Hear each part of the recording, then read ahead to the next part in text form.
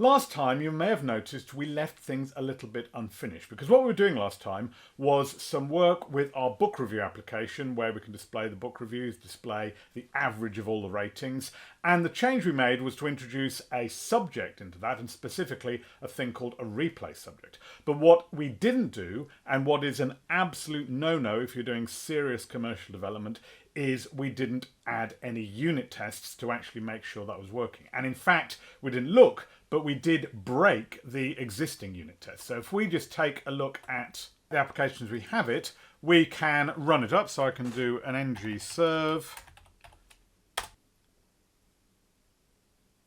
and just drag over the browser and we can see that's all working, and we can look at our summaries as well.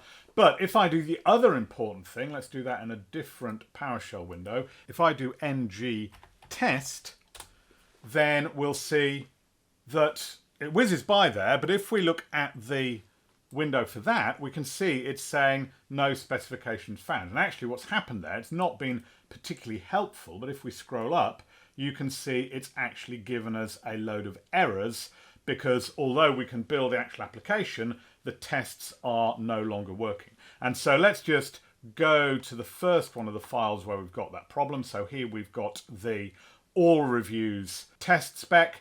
And we can see what's happening here is that our book review repository service was returning an array of book reviews, whereas as we saw last time, we switched that so that it's returning an observable of array of book reviews. And so that's why we're getting these errors when we just assume that component.reviews is simply an array. So what we have to do is now subscribe to that observable.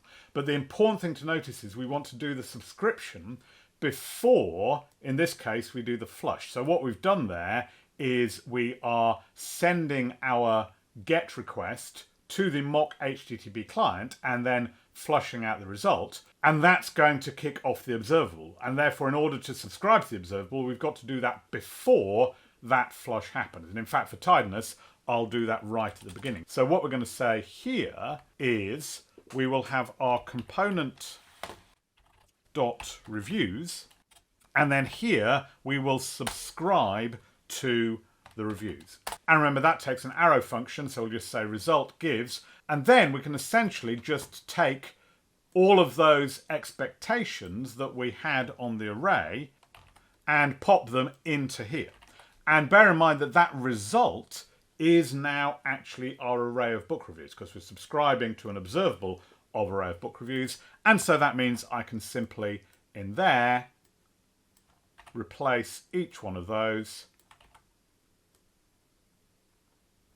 and we can see the compiler's now happy with that, though we're still not going to be able to run it because we've also got to make some changes to the other tests, which is in the book review summary service tests.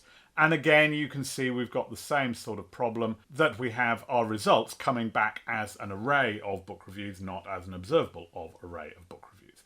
Now, the way we did this one was slightly different because here, and again, if you go back to the earlier video, you'll see the details of this, we used Jasmine to create a mock book review repository service. So that's what we're doing here. We're saying we're going to create this spy object, which is their terminology for a mock, and the original class that we're mocking is the book review repository service. That has a method called getReviews, and it was returning this array, which is the wrong type now because we needed to return an observable. Now, in order to turn the array into an observable, it's actually something that's quite simple to do. And in fact, it uses a method that's quite similar to ones we've seen before. If we just go and look at the other application we had that was dealing with observables, remember this is the one with the ticking clock, but in this one I created a couple of observables using these handy functions. I had this interval of 1000, which just means we've got an observable that kicks off every second, every 1000 milliseconds. And we also had this from event, which gives us an observable that kicks off, in this case, whenever I clicked a button. And there's lots and lots of these that are just handy ways of creating observables with a particular type of data. But the one we can use here, the really nice one, is simply called of. And so of allows us just to take some data of any type. Again, we've got to get the import, and turn it into an observable of that particular type. So here, that's all we need to do. Now, the thing about of is, actually, you can pass in multiple data items, because remember, the thing about observables in general is they keep on giving. They can carry on like the interval or like the from event. They're going to keep on sending out data for as long as people keep clicking the button. So of, you could actually have, for example, sent this thing out twice if we wanted to, and just have as long an observable as you like. But in this case, we've only got the one set of data that we need. So simply by wrapping that up, then that means we're delivering that. And then here in the actual test, we've got to do the same sort of thing that we did before. So here we're going to have to say summaries.subscribe, and then result gives, and then once again, grab all of that, pop it in there, and then change that summaries now to the result.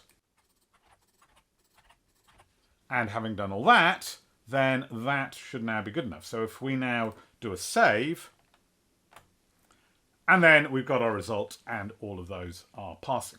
So pretty simple what we have to do, just taking those arrays and in various ways converting them to observables of arrays.